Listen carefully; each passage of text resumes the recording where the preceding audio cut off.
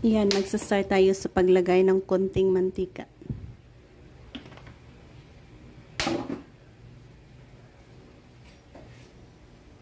I-add natin ang onion at garlic.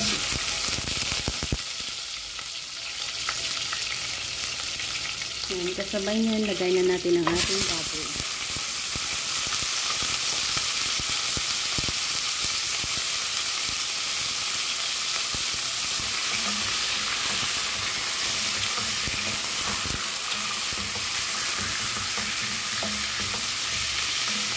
Kayaan natin mag-isa dyan. Cover and balikan ko kayo pag okay na. Yan, atin nang napa-brown. Ang next natin i-add ay askwiti. Yan. Fresh natin na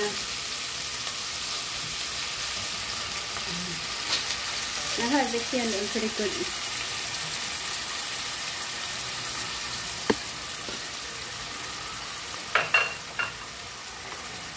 Lagayin natin ang kamatis.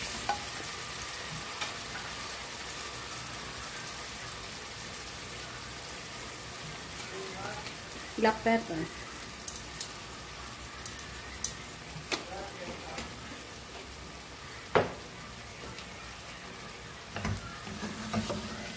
Papalaan.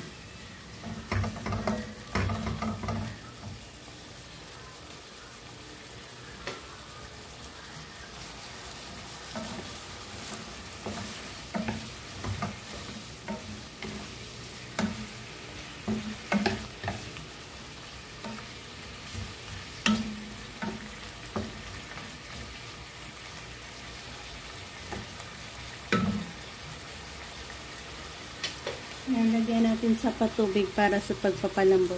Palambutin natin ng mga 15 to 20 minutes hanggang sa makuha natin ang saktong lambot ng ating karne dyan.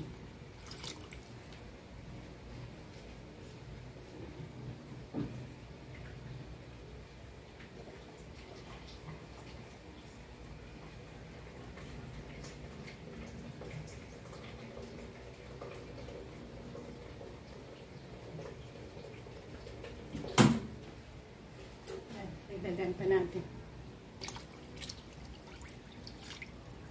And cover. Yan, napalambot natin ang gusto, guys. Sa ating baboy dito. Pwede na tayo mag-add ng iba't ibang mga ingredients pa. Yan, patatas. Una natin i-add ang patatas.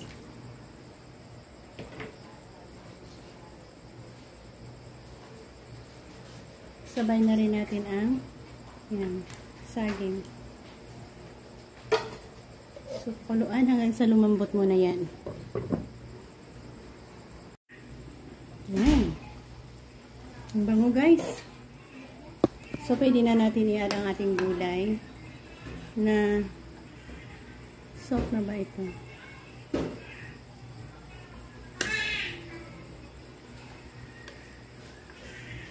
Yan, napalambot na natin. Add natin ang ating gulay. Pechay na madami.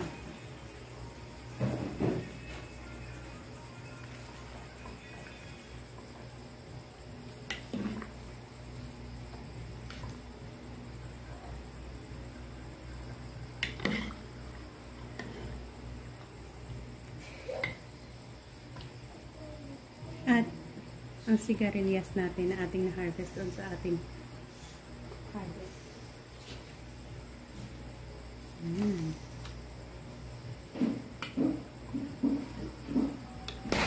So, thank you again for joining me. Nagkaroon na naman tayo ng recipe na ibinahagi sa inyo. Mga simpleng recipe na pwede nating ma-share din, na ibahagi. So, ayan.